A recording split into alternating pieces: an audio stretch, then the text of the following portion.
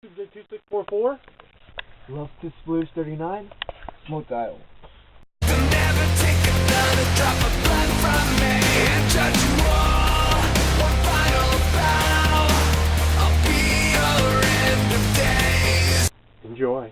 Hello, this is J2644, and this is welcome to another episode of my video game pickup. Now, a while ago, a couple of weeks ago, I did a trade, Sunset Riders on the Genesis, for a bunch of Game Informers. And that's because he wanted it and I really didn't have a use for it. Now, the Game Informers I got were Call of Duty 4 Modern Warfare, Resistance 2, Tiberium, Ghostbusters, Brutal Legends, Borderlands, Alien Colonial Marines, Alpha Protocol, Assassin's Creed Revelations, Mass Effect 3, Saints Row the Third, and finally Battlefield 3, which actually added a nice little chunk to my Game Informer collection. Shortly after that, I went to my local Goodwill. They had 4 strategy guides, including Grand Theft Auto Vice City, which I did not pick up. Probably should have, but I don't really care. But the 3 I picked up were all James Bond ones. I picked up 007 Agent Under Fire for my PS2 game. I picked up 007 Nightfire. And finally I picked up 007 Tomorrow Never Dies. All are in really great shape. They were $1.99 a piece. And I pretty much got them because I had the game for them. I don't have Vice City, so I left that one behind for someone. Recently, a couple days ago, I went to my local GameStop and I snatched a few posters. I snatched the map for Grand Theft Auto 4 and the map for Red Dead Redemption Undead Nightmare, and the actual poster for Red Dead Redemption. So snatched all those. And that same day, I also bought a complete copy of Grand Theft Auto 3. Disc is in really great shape. Bought it for $3.25 after taxes from my local pawn shop, and the poster's on the wall. And then at my local GameStop, I picked up those 1 posters, and for since it actually had a price drop to $3.59 with Power Up, I picked up Duke Nukem Forever. And the cool thing about this, it still has that little seal right there, that security seal. So it's still factory sealed in a way, even though it doesn't have the plastic. So that was $3.59 for a brand new game. Let me organize these.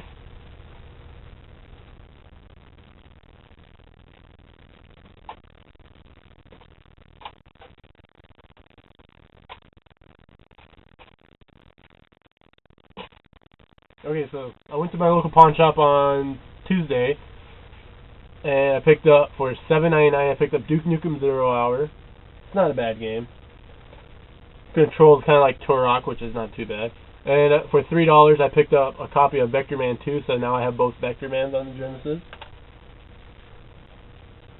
I went back on Friday, and I picked up for $12.99 Turok 3 Shadow of Oblivion. It actually appeared at my local hobby store for $7.95, so I'm kind of beating myself up for that, but not too much. Because I'd rather pay $12.99 or $7.95 better than $18, which is what it's priced at my local game store. So, yeah. And I picked up for $3.99, so $4, a copy of War God. It's actually not as bad as it may seem. And for $3.99, I picked up a copy of Tigger's Honey Hunt, and on this I'm just going to take it off of the top part of the cartridge.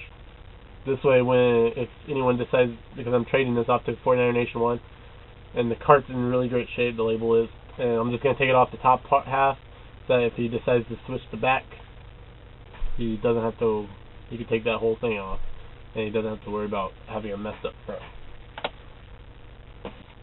And recently I went back, I picked up for $12.99 a copy of Killer Instinct Gold. The label's in really great shape. There's a small ding right here, but it works just fine. And that was $12.99. It usually goes for around almost $20 on Amazon and eBay. and I picked that up for 49er Nation 1 because I know how hard of a game that is to find. For $3 a piece, I picked up Disney's Tailspin on the Genesis. Genesis 6-pack, mostly because I needed Revenge of Shinobi. And T2, the arcade game. That was $3 a piece. Last time I picked up T2, it was actually Terminator 2, and I wish I did not pick that one up. And then recently, I went to my local hobby store. This is where I found they had like Ocarina of Time and all that. I was going to buy Ocarina, but it doesn't really sell all that quickly. I'm going to buy it for resale purposes, but it doesn't matter.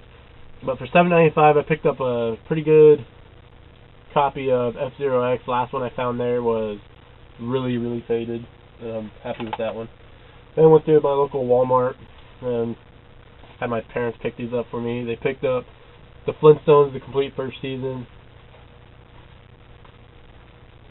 Batman double feature has a Batman and Mr. Freeze, Sub-Zero, and Batman Beyond the movie. Batman triple feature has Batman Gotham Knight, Batman Under the Red Hood, and Batman Year One.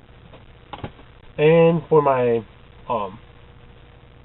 Marvel DVD comic book collection, I have most of the X-Men, just missing, like, I want to say Volume 1. I picked up Iron Man, the complete 1994 animated television series. So anyway, that's my pickups video. And I'm going to show these off once more so 49er Nation 1 can get a good look at them.